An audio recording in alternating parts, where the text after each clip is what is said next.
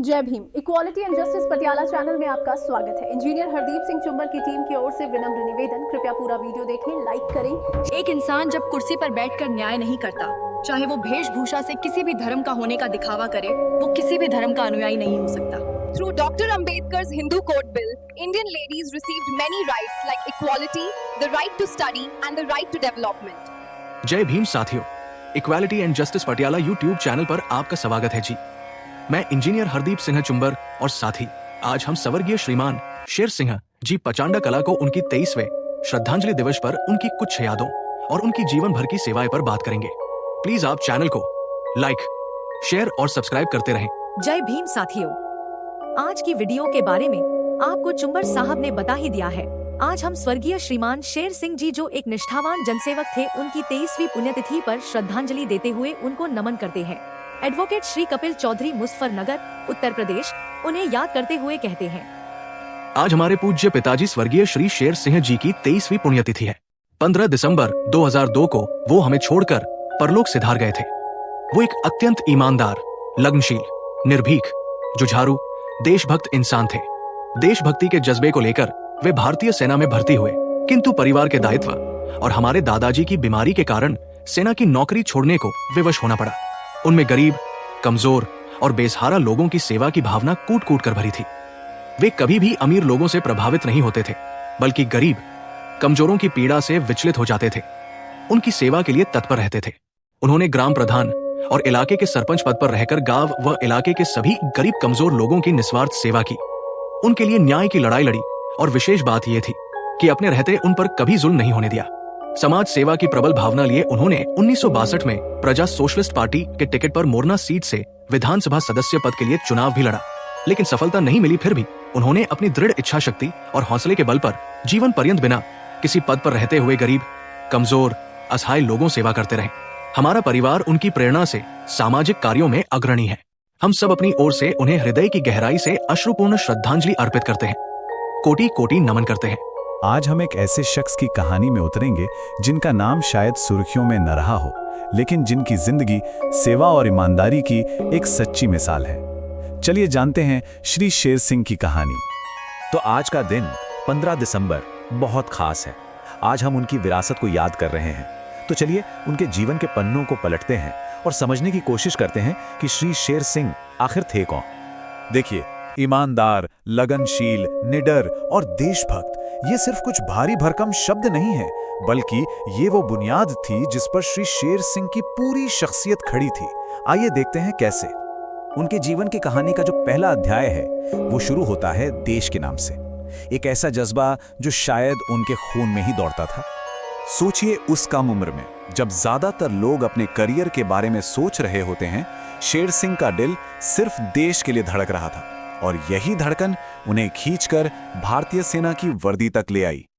लेकिन जैसा कि अक्सर होता है, जिंदगी ने बहुत जल्द उनके सामने एक ऐसी चुनौती रख दी जहां उन्हें दो सबसे बड़े कर्तव्यों में से किसी एक को चुनना था।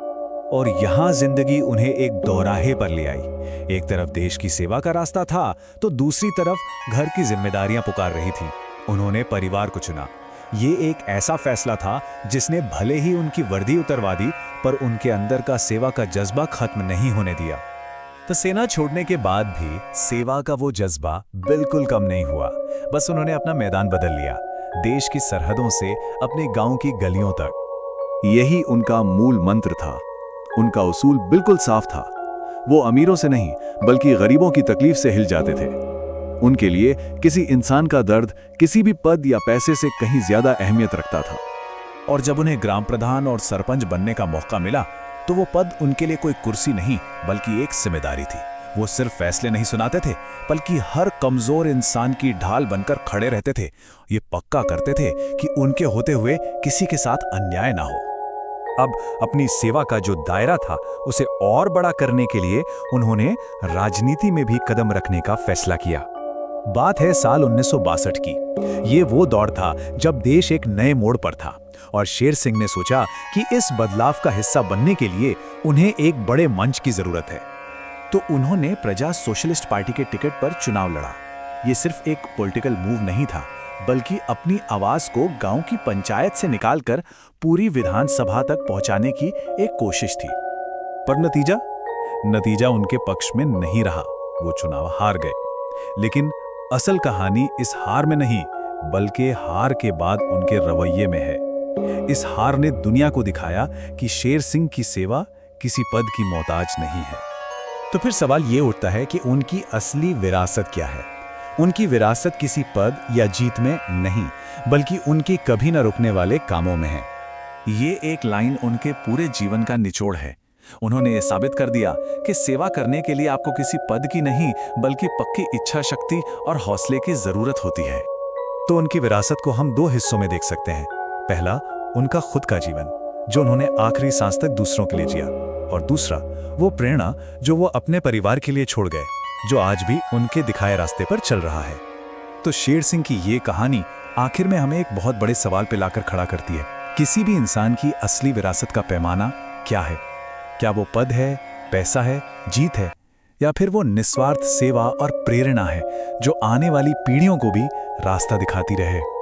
आज 15 दिसंबर है और ठीक 23 साल पहले इसी दिन श्री शेर सिंह जी का निधन हुआ था। आज हमारे पास उनकी पुण्यतिथि पर उनके परिवार का लिखा हुआ एक बहुत ही निजी और भावुक श्रद्धांजलि लेख है। आमतौर पर हम सरकारी रिपोर्ट या न्यूज़ आर्टिकल्स पर बात करते हैं, पर आज का स्रोत बहुत अलग है। बिल्कुल, और यही बात आज की चर्चा को खास बनाती है। ये कोई औपचारिक जीवनी नहीं है, ये एक परिवार की यादें हैं अपने पिता के बारे में, और इन्हीं यादों के धागों को पकड़कर हम श्री शेर सिंह के जीवन के सिद्धांतों को समझने की कोशिश करेंगे। हाँ, और इस लेख के जरिए हम सिर्फ उनकी कहानी नहीं समझेंगे, बल्कि एक बड़ा सवाल भी टटोलेंगे। क्या समाज में असली बदलाव लाने के लिए कोई पद या राजनीतिक ताकत जरूरी है, या फिर एक इंसान का पक्का इरादा ही काफी है? चलिए इसी सवाल के साथ इस कहानी की परतों को खोलते हैं। जरूर। ये कहानी शुरू होती है एक नौजवान के सपने से, जो उस दौर के हजारों नौजवानों का सपना था, देश सेवा। बात का भारत था जहां राष्ट्र निर्माण का जज्बा वो अपने चरम पर था।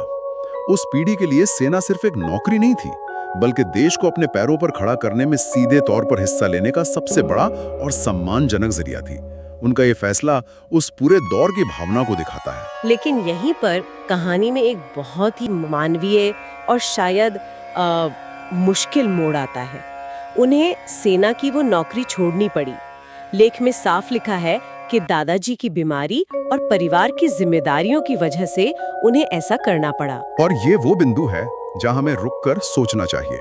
आज के नजरिए से शायद इसे कोई देशभक्ति पर परिवार को तरजीह देना कह सकता है, लेकिन ये उतना सीधा नहीं है। ये उस समय के फर्ज की कशमकश को दिखाता है। एक तरफ देश का फर्ज और दूसरी तरफ परिवार का फर्ज, जो उस सामाजिक ताने बाने में सबसे बड़ी जिम्मेदारी मानी जाती थी। ये कोई आसान फैसला तो बिल्कुल नहीं रहा होगा। एक तरफ वो वर्दी, देश सेवा का वो सपना, और दूसरी तरफ घर पर एक बीमार पिता और परिवार की जरूरतें।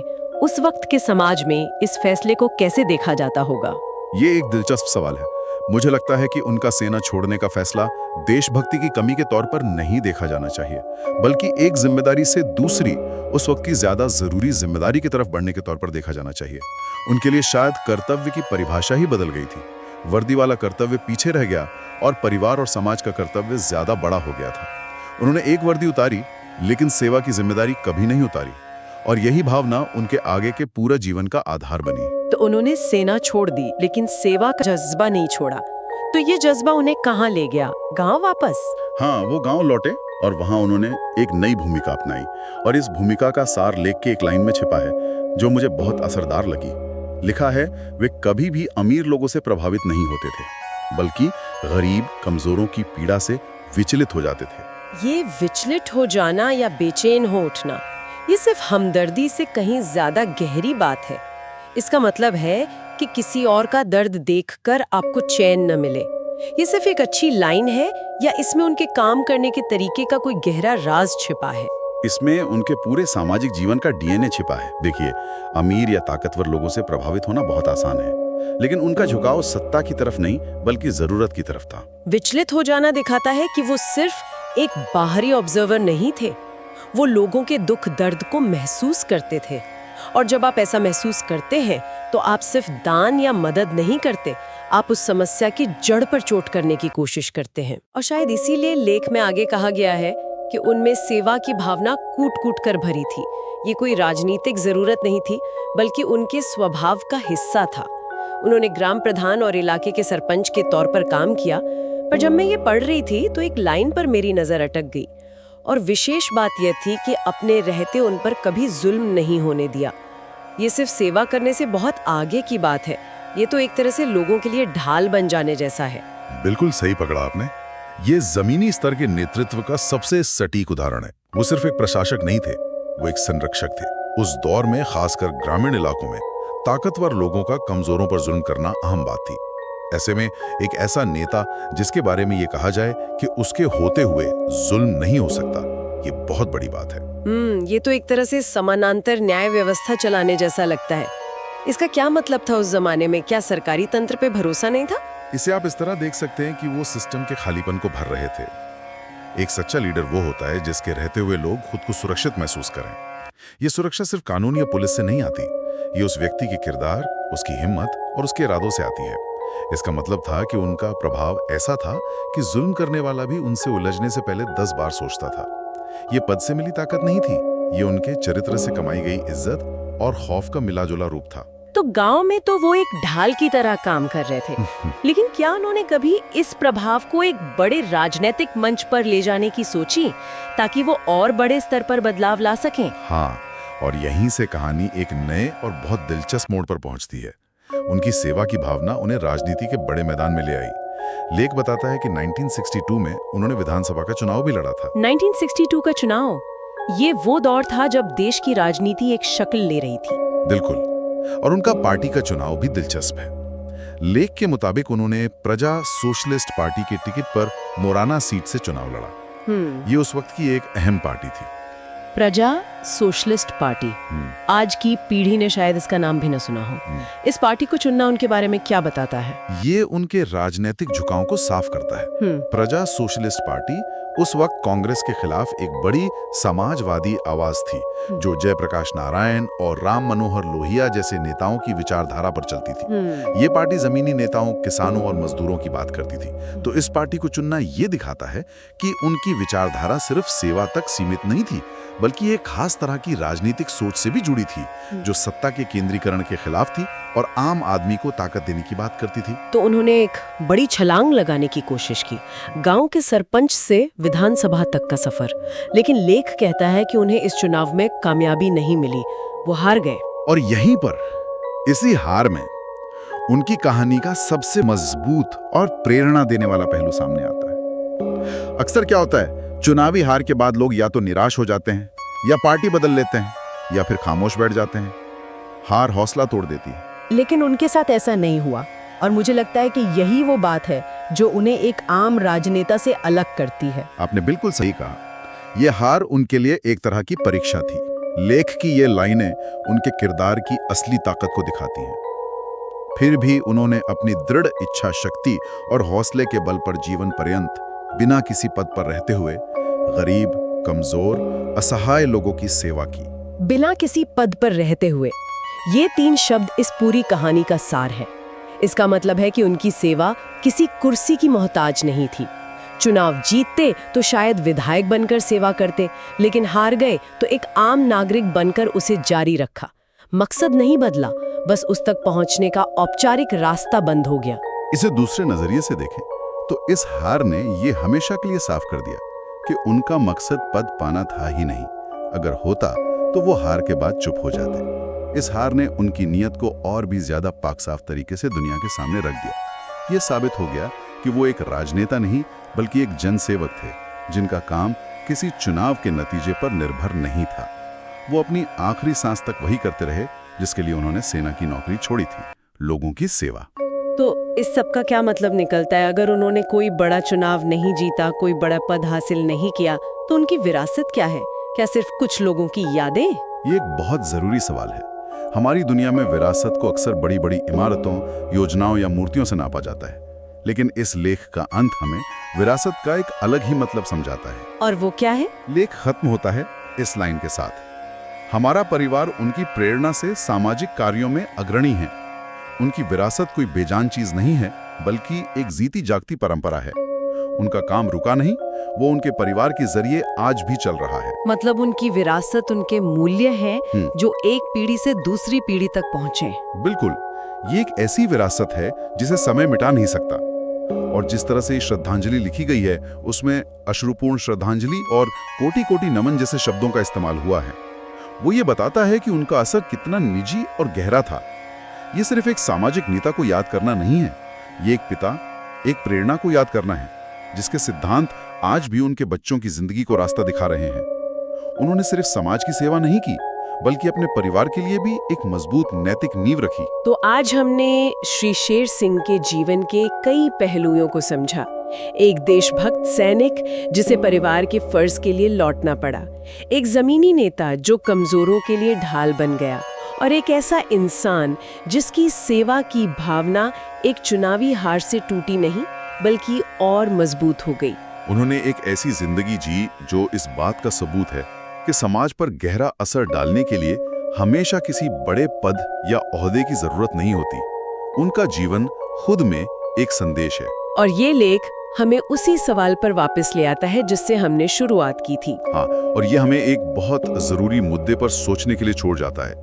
आज के दौर में जहां पद, ताकत और ओहदे को ही बदलाव का सबसे बड़ा जरिया माना जाता है, श्री शेर सिंह जैसे लोगों का जीवन हमें क्या सिखाता है? क्या असली ताकत सच में पद में होती है, या फिर इंसान के नेक इरादों, उसके पक्के हौसले और बिना किसी स्वार्थ के सेवा करने के जज्बे में होती है? शायद असली शक्ति प्रभाव में है, पद में नहीं। जय भीम। आपने वीडियो पूरा देखा, धन्यवाद। कृपया इसे लाइक करें, शेयर करें और हमारे चैनल को सब्सक्राइब करें।